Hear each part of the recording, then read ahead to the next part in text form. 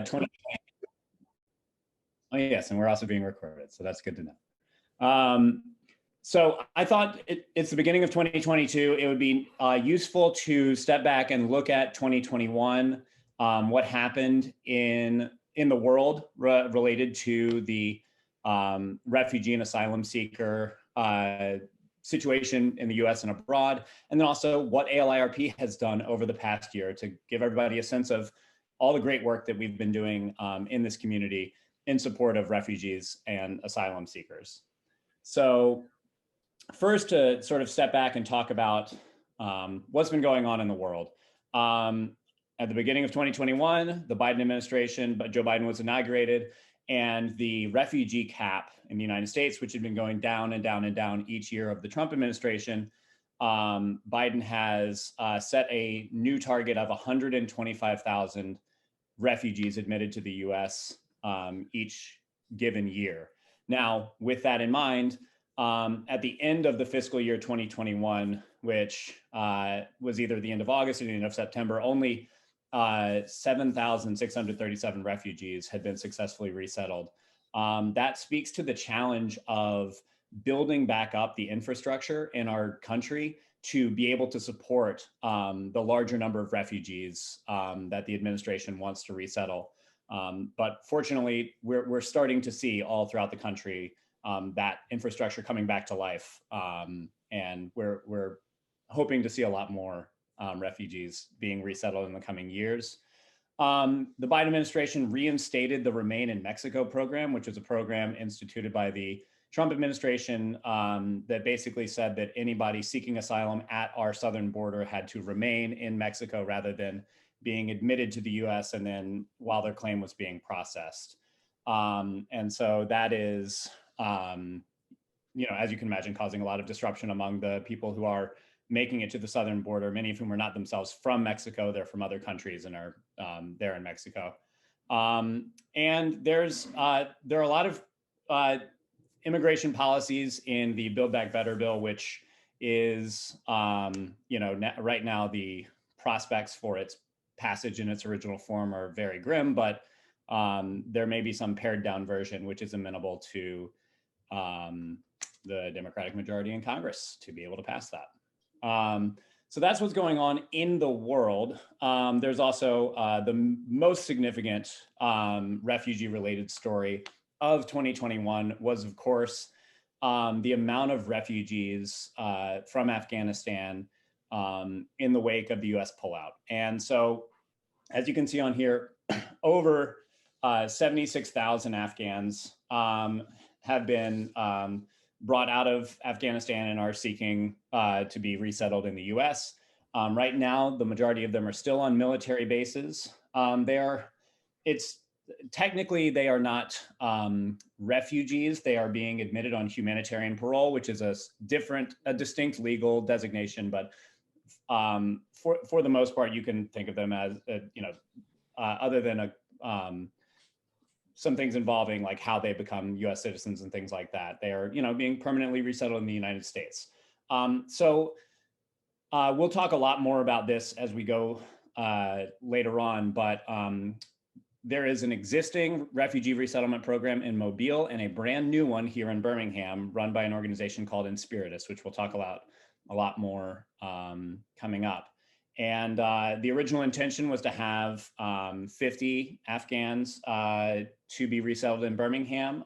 Nearly 30 have been resettled so far, and more in process. As you can imagine, this was a massive resettlement program that was spooled up basically out of nowhere in the wake of the US pulling out. So it's been moving very quickly, and a lot of new programs, including the Inspiritus program in Birmingham. But the end result is a very exciting turn of events for the people of Birmingham who are interested in supporting refugees, which is that we for the first time have a refugee resettlement program in Birmingham. It's very exciting. So to remind everybody, we sort of have a threefold goal, ALIRP, the Interfaith Refugee Partnership. We seek to provide direct support to refugees and asylum seekers. in the US broadly, but specifically in and around Birmingham.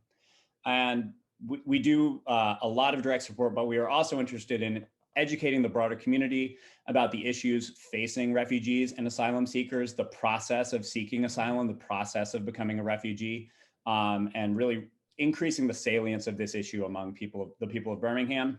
And lastly, advocating for policies to address the root causes of the refugee crisis, increase the amount of refugees that are allowed to resettle in the US, increase the amount of asylum seekers who are granted asylum through the political system. So those are our threefold goals. And I'll go through and talk about what we've been doing in each of those as we go. So the heart of the organization, at least to me, is the partners that we work with in and around Birmingham. Right now, we are providing support to 19 families, 54 people in and around Birmingham. As you can see, they range from many different countries, right? El Salvador, Guatemala, Nicaragua, Yemen. And in the past, we've worked with people from other countries as well.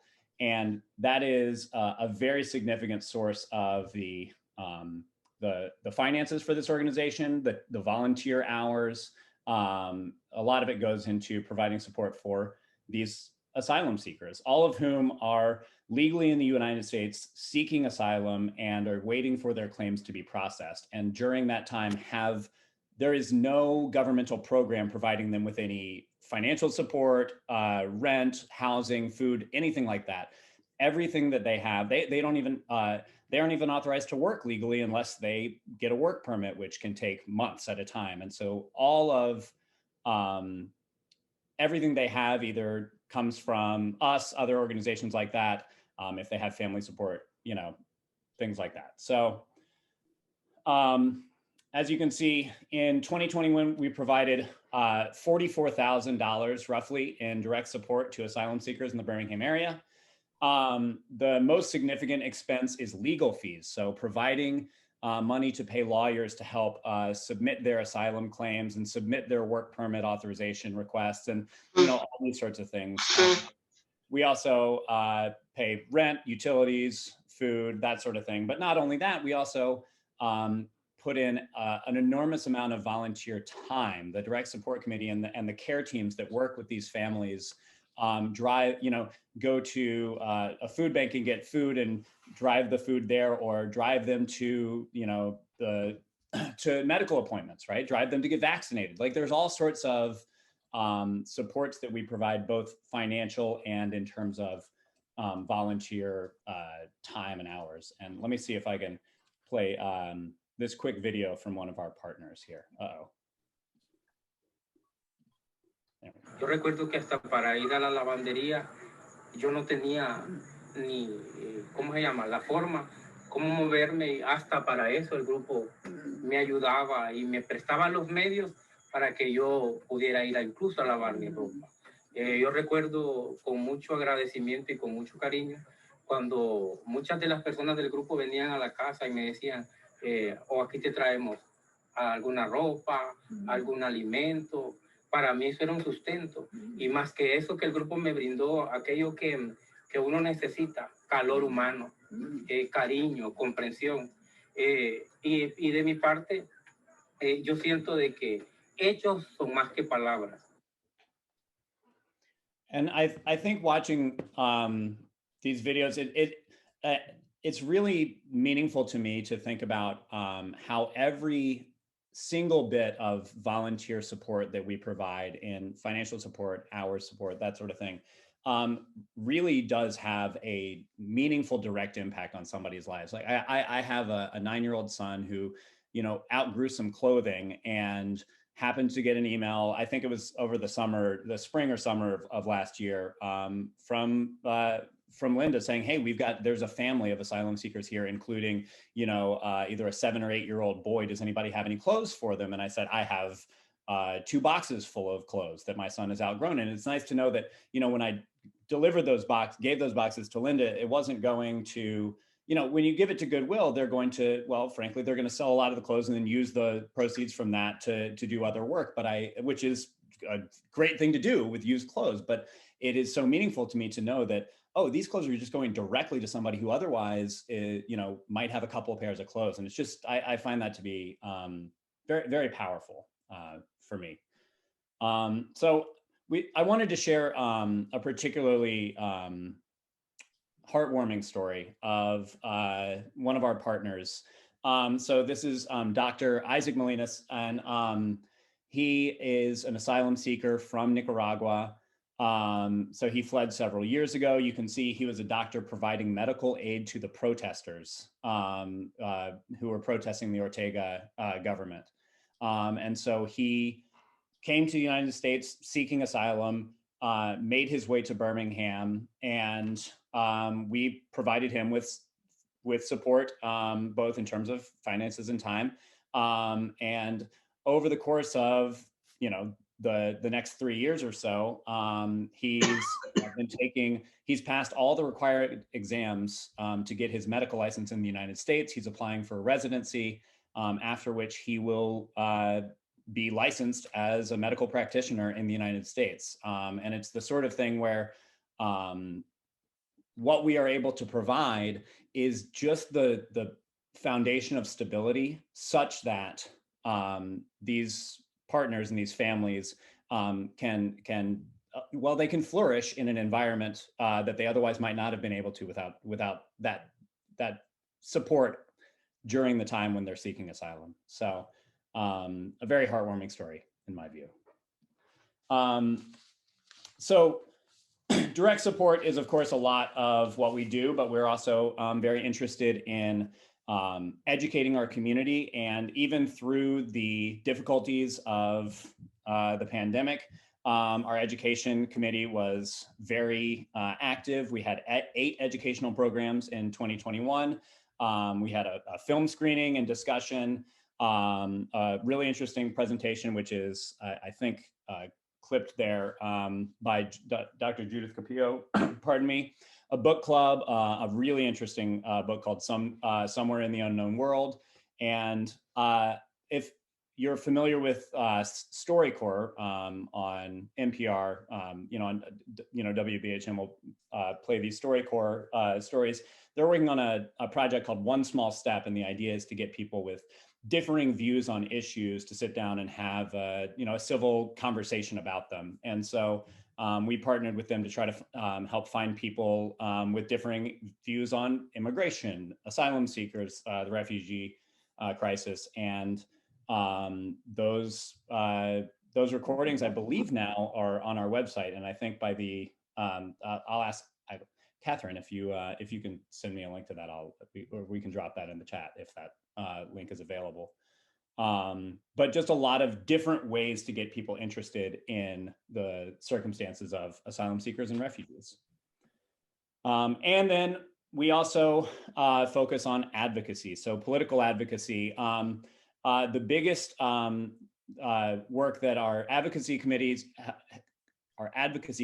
has done is these virtual advocacy days in July and September of 2021. And this is when the advocacy committee would set up meetings with the legislative staff of, Senator Shelby, Senator Tuberville, Representative Sewell, Representative Palmer, just any sort of legislator from Alabama who might be able to have some impact on our governmental policy. And, not every politician that our organization is meeting with is of the same mind about, increasing the number of refugees and asylum seekers. But at the very least, they now know that there are groups in Alabama, and obviously more than just our group, but there are many groups and many people who are very focused on creating a more humane refugee and asylum seeker system in our country. And I think that's very important.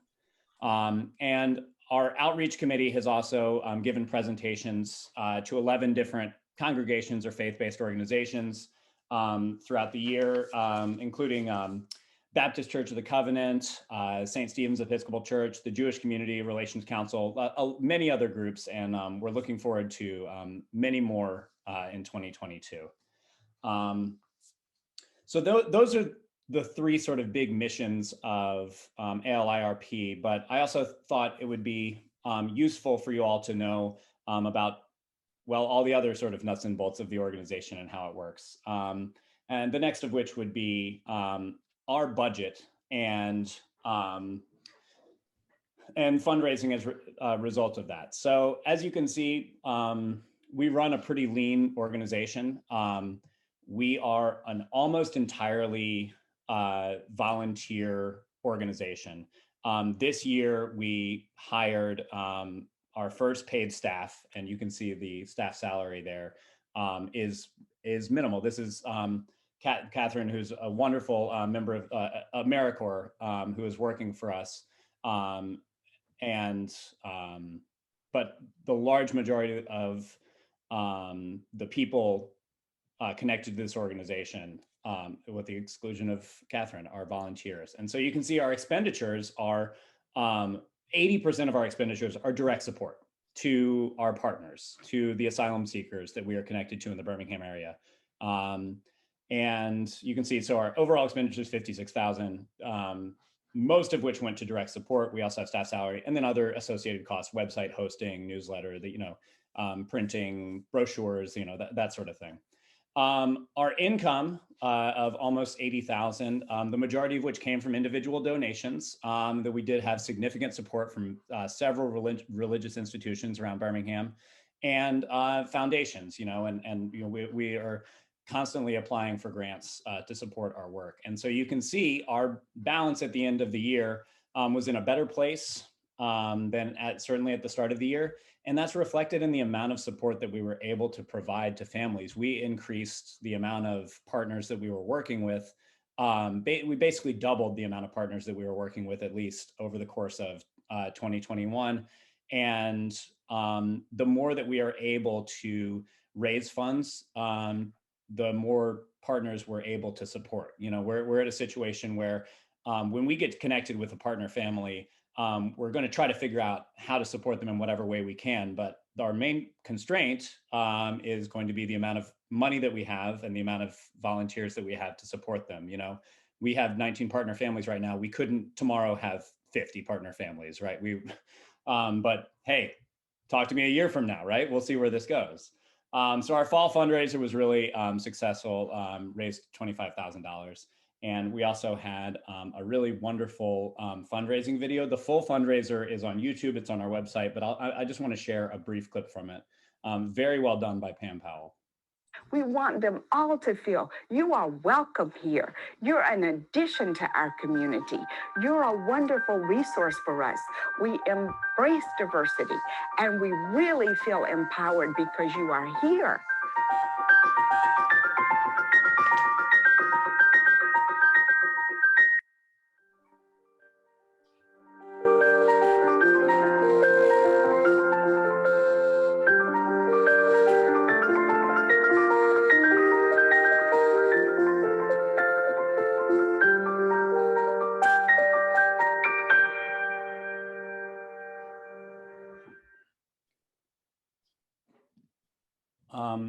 All right, so I wanted to sort of end with our new exciting refugee resettlement program in Birmingham.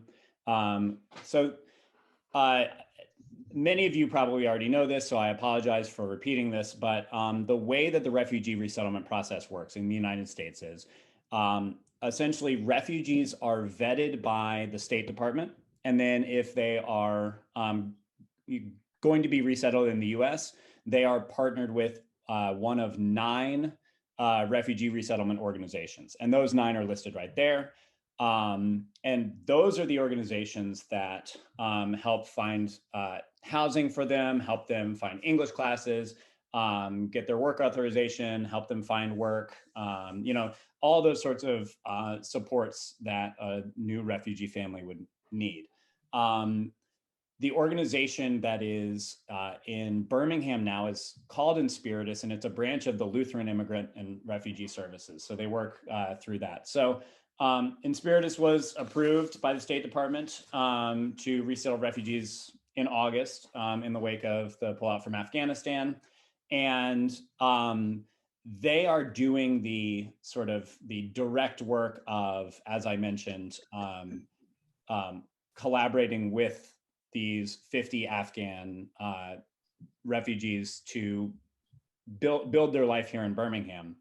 Well, with that said, ALIRP is as involved in as many ways as we can possibly be with that process. So first of all, our organization raised and then donated $9,000, $3,000 each to sponsor 3 families that are being resettled. We are, our volunteer process, any volunteer, many of you are volunteers and know this, you go through a background check, you go through a volunteer training, that sort of thing. And Inspiritus was wonderfully said that our volunteer process would be valid for any of their volunteers. Meaning if you had gone through the process with ALIRP, you didn't have to redo it. You could just become immediately an Inspiritus volunteer and work with these Afghan families, which is really wonderful. And a sign of, I think, the really lovely collaboration between these two organizations. And I just see us as part of this coalition of support services around Inspiritus, helping them to connect their partner families with English language courses and things like that. I know I was speaking with Linda just the last week, and she had been sitting down with some of the Afghan refugees working on, building a resume to help look for jobs, just all of the sort of many different things that one could need. ALIRP board members and volunteers are very connected to that, and obviously so excited to have this program here in Birmingham. So if this stuff is exciting and you want me to be able to brag about all the awesome things that we did in 2022 with your efforts, there are so many ways that you can get involved. Sign up for our newsletters, where we're always, sending out ways to get involved, things that are coming up, education events, advocacy events, those sorts of things. Please volunteer for a committee. So we have all of these different committees: education, advocacy, direct support, outreach, fundraising, communications, volunteer retention, and and engagement.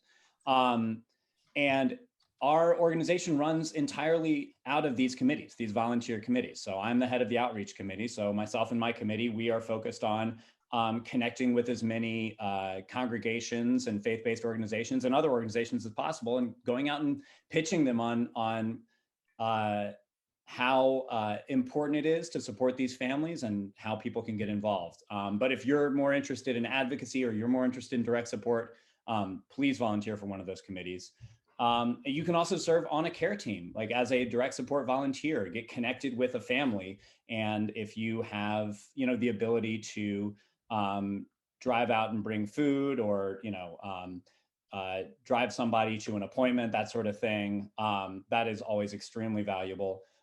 One thing that I know, both for our organization and for Inspiritus, the biggest challenge is finding housing.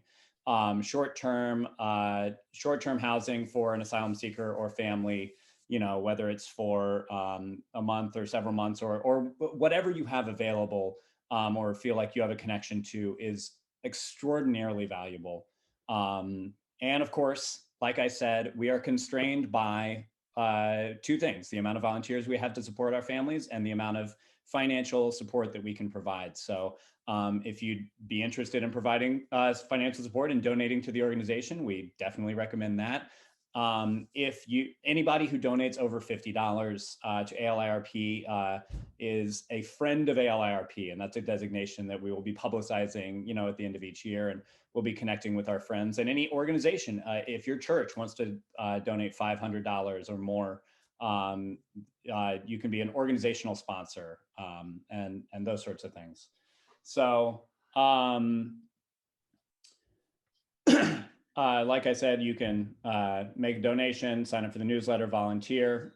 These will be live links, which perhaps we can send out after the fact, but they're all on our website as well, alirp.org. And I wanted to end just by getting questions from anybody who had questions about what's been going on, what we're looking forward to, anything that comes up. A couple that we got that I don't think were addressed directly in the presentation. So somebody asked when they signed up, how can a church sponsor a family for a specified period of time?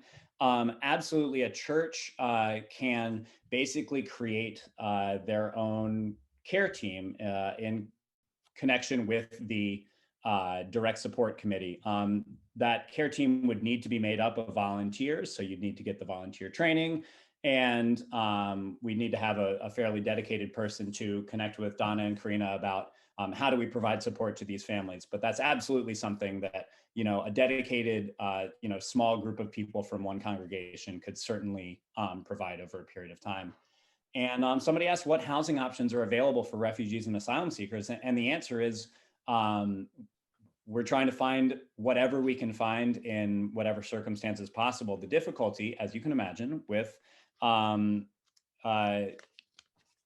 finding, let's say, rental properties is that, a translator from Afghanistan doesn't have a credit history that any sort of US credit agency is going to recognize. And so sometimes something needs to be co-signed, or frankly, if, an individual owns a rental property, then of course, you can just rent to whoever you'd like. And I think that a lot of people find that refugees and asylum seekers, particularly refugees who are getting governmental support each month, make really good tenants because they are very committed to making a life for themselves here, and they are getting support from Inspiritus, and they are sort of checked up on and collaborated with for many, many months. But it does require that initial hurdle of getting the housing, getting the house or the apartment or what have you. So I just wanted to talk about a couple of those. Let me scroll back up through the chat and see what else. A lot of people shouting out Inspiritus, which is awesome. Yes, thank you, Catherine. Catherine dropped a great website in there for a list of potential housing options. Yeah, does anybody have any questions, anything that they're thinking about, curious about?